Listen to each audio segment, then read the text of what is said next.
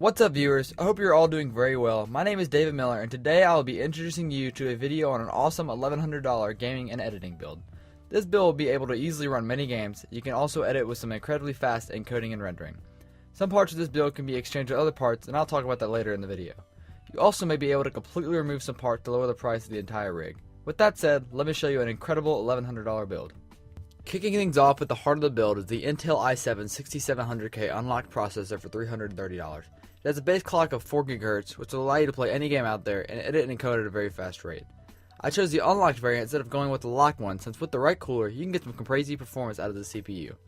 The CPU has hyperthreading, which is going to make the processor incredibly fast when you're doing your thing. If you aren't looking to overclock, you can go for the locked CPU for a lower price of $315. Not only is the locked one barely cheaper, it also has a much lower base clock, so even if you aren't looking to overclock, the unlocked variant is still the best bang for your buck.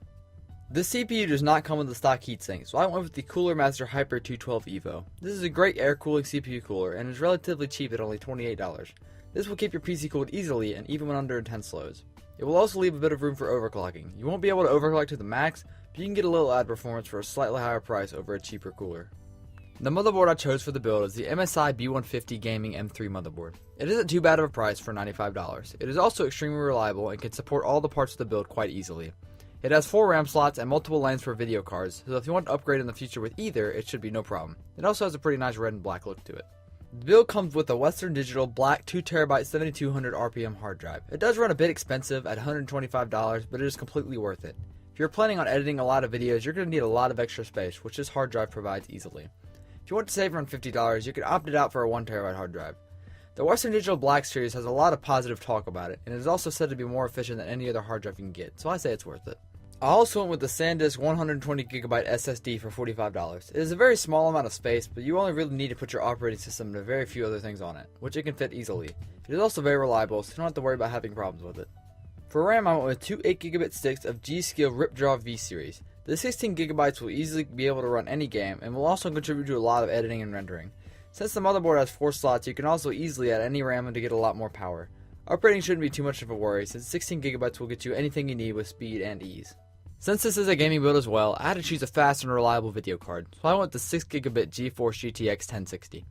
This card is very powerful for a price of $260. You can easily run any game with high frame rates, and you can run some games with solid frame rates at 4K.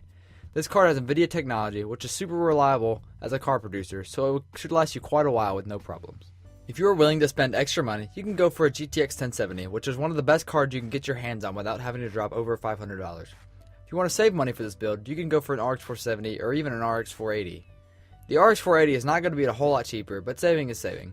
The 1060 and 480 are very close competitors, but the 1060 does have slightly the upper hand for a slight increase of only $20.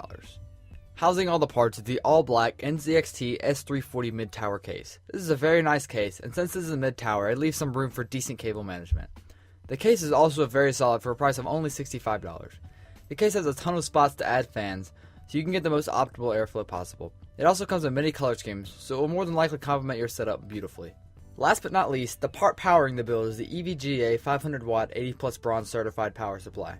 This has plenty of wattage to power everything in the build with ease, which is a good feeling when under heavy loads playing games and editing. It also has plenty of wattage left over for overclocking the CPU. That is my $1,100 gaming and editing PC build, which does great running games and very well at editing too. I will have all the parts linked in the description for ease of access. Hope you enjoyed this PC build video. Once again, my name is David Miller, and have a blessed day.